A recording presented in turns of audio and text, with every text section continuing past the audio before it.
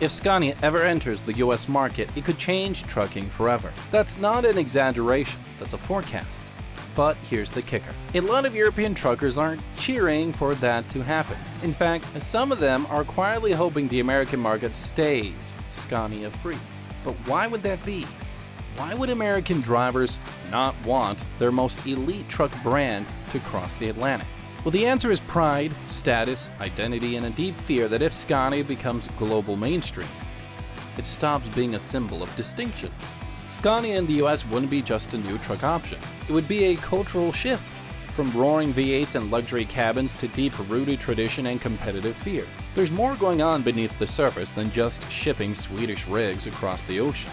Imagine this contrast. On one side, Scania V8 beasts roar down the Autobahn. They're precision-tuned, wrapped in elegance, like a master of steel and horsepower. Every detail feels intentional. Every move feels smooth and sharp at the same time. On the other hand, American rigs lumber along the interstate. They're loud, tough, and built to last. But they move with the grace of a stubborn mule. They get the job done, no doubt, but the finesse just isn't there. The difference is hard to ignore.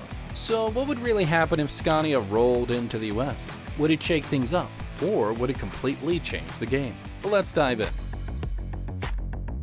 To begin with, Scania isn't just another truck manufacturer in Europe. It's the pinnacle. Founded in 1891 in Sweden, it has spent over a century refining an identity built on bulletproof reliability, exceptional fuel economy, and cabins that feel more like five-star hotel suites than work vehicles. The V8 badge on a Scania isn't just an engine spec, it's a statement. A symbol that tells everyone you've made it, that you care about your craft, that your truck is more than just a tool, it's a legacy on wheels. With engines pushing up to 770 horsepower, it's not just about brute force, it's about excellence. Power becomes prestige. Meanwhile, Scania dominates the freight market in nations like Germany, Sweden, and the Netherlands. In these places, owning a Scania is like wearing a Rolex to a job site. Fleet owners don't just buy them, they invest in them, knowing that the trucks will hold up value, sip fuel, and inspire drivers to stay longer behind the wheel. Inside the cabin, it's another world entirely. Configurable lighting, advanced noise isolation, soft touch materials, a driving position designed to reduce fatigue and boost comfort for long-haul journeys. One Australian trucker once said that he no longer needed earplugs, and even after 12 hours behind the wheel, he still felt fresh climbing out. Now that kind of driver experience isn't just rare, it's unheard of in most trucks outside the Scania stable. Scania is not a budget machine. It is the benchmark, and that reputation is part of why European truckers guard it so fiercely. The reluctance from some European drivers isn't about nationalism, it's not about gatekeeping, it's something deeper. A quiet, protective reverence. In Europe, Scania isn't just another truck, it's a badge of honor, a symbol of pride. You don't just have one, you earn it. One Reddit user, Miss Dysfunction, put it perfectly. Scania is the prestige truck of Europe in real life, and that transcends to the game community too. They are since decades considered spacious, powerful, well-built, very high-quality trucks that enthusiasts love. Being a Swedish brand also brings some positive connotations with itself. But she didn't stop there, she nailed the core tension. They're also expensive, and especially the 500 plus HP V8s have relatively high consumption, so they're generally not the main choice of companies with big fleets. This also makes them relatively rare outside the major truck enthusiast countries of Scandinavia and Benelux. So having a V8 outside of there is quite a status symbol, and that's the root of the pushback. Bringing Scania to the US rebadged, leased, modified might make business sense, but it threatens to chip away at the very mystique that gives the brand its power. Imagine 10,000 Scanias barreling down American interstates, lined up like fleet spec Volvos. It wouldn't matter how well they performed.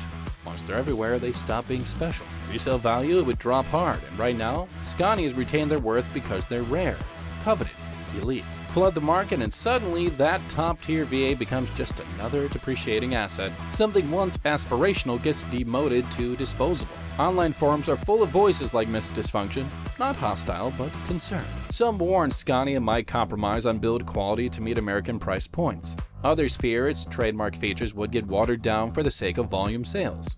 Fewer options, less luxury, more mass market sameness. This isn't hate, it's love. Fierce, loyal, protective love. Because to many European truckers, Scania isn't a brand, it's an identity. And like all things iconic, its power comes from its scarcity. However, for its dominance in Europe, Scania has never truly broken into the American market. The question isn't whether the demand exists, it's why the move hasn't happened. The first hurdle is regulation. Scania's cab-over configurations are designed for European roads, where maneuverability and compact length are crucial. The United States, on the other hand, leans heavily towards long-nose conventionals with different axle setups and weight distribution rules. Simply put, Scania's designs don't naturally fit within US legal frameworks. Then there are the tariffs. A 25% import duty on trucks make it financially risky to ship in fully built units. The cost to adapt these vehicles to meet American emission and safety standards would stack up fast. And add to that the massive investment required to build a nationwide dealer and parts network. And suddenly then, entering the US becomes a billion-dollar project very quickly. Now, competition is another factor. American carriers are deeply loyal to Freightliner, Kenworth, Peterbilt, and Volvo. Breaking into that rotation is no small feat. Even Volvo had to buy Mack trucks to establish a presence and then gradually introduce their design philosophy into the US market. Scania has not made such a move. Now, some speculate that US trucking lobbyists prefer to protect the domestic brands that already dominate. A new player like Scania would force everyone to up their game, and that kind of disruption isn't always welcome in an industry steeped in tradition. But let's say Scania decides to go all in and build an American model tailored to local demands. A long-nosed version of the S730. Maybe a stretched long-line variant with a 770 horsepower V8 and advanced retarder brake system and one of the quietest cabs ever tested. Put that head-to-head with the Kenworth W900 or Freightliner Cascadia, compare the torque, measure the fuel economy, sit in the seat for 10 hours, and see how your body feels afterwards. In those tests, Scania would shine. Higher torque, better fuel burn, next level comfort, features like touchscreens, adaptive cruise control, and whisper-quiet cabins would leave many US rigs looking dated. But here's the question, would American fleets actually adopt it? Some would, especially younger drivers who value modern tech, comfort, and performance. But many would hesitate. Long-time haulers have strong brand loyalties. The name Peterbilt means something. So does Kenworth. Tradition runs deep. Scania would need to prove not only that it performs better, but that it can be supported across 50 states with fast parts, knowledgeable service teams, and resale predictability. Without that, no amount of horsepower will move the needle. When it comes to trucking, America and Europe might be well on different planets. The contrast is more than just aesthetic, it's a philosophy. In Europe, trucks are built to conquer narrow alleyways, dense cities, and tight delivery points, and that's why cab-over designs dominate. They're flat-nosed, compact, and maneuverable. Every inch matters. In America, however, trucking is as much about image and tradition as it is about function. Long-nosed trucks with massive hoods rule the highways. They're big, bold, and instantly recognizable. Mechanics love the engine access. Drivers love the attitude they bring to the road.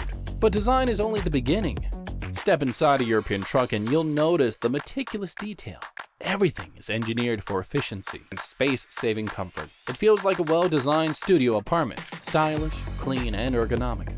American sleepers, by comparison, feel more like tiny homes. They're bigger, with more space to stretch out, cook a meal, or even install a mini-fridge. While some might call it overkill, others call it freedom. And then there's the tech divide. European rigs are practically rolling computers. Smart sensors, advanced air suspension, predictive cruise control, voice-activated Bluetooth systems. The works. US trucks, on the other hand, often take a more analog approach. Manual controls and physical gauges still rule the dash. It's not about Americans not wanting technology.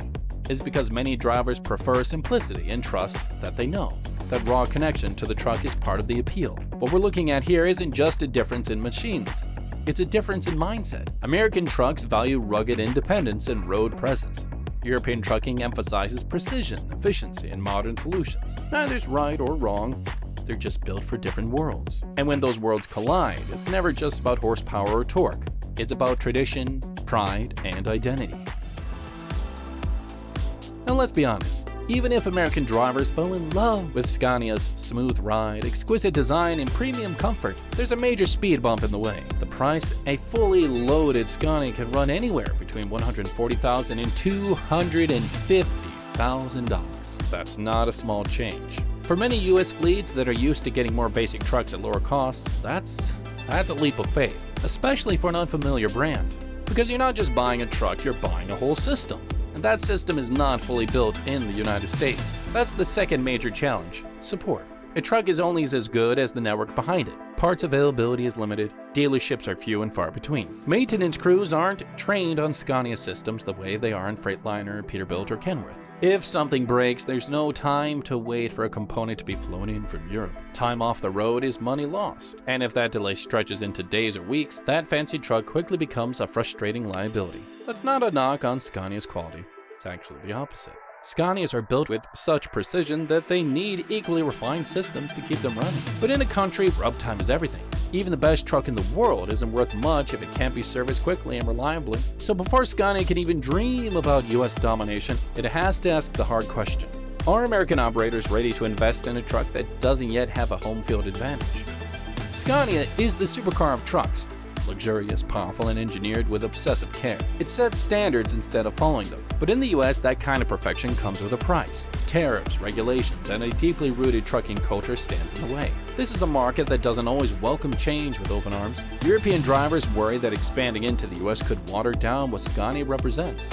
They don't want to see their prized machine adapted or altered to meet a different standard. On the flip side though, American drivers tend to be cautious with unfamiliar brands. Many are hesitant to put their trust in something they haven't tested, even if it's quieter or more efficient and technologically advanced. Now, can Scania make it in America? Not unless it evolves to meet the demands of the market. That might mean developing a long-nosed version that appeals to US tastes, finding creative ways to avoid the financial sting of tariffs, and build a nationwide service and dealer network to support fleets from coast to coast. Now, until those moves happen, Scania will remain a distant legend, admired from afar, respected for what it is, but still out of reach for most American truckers.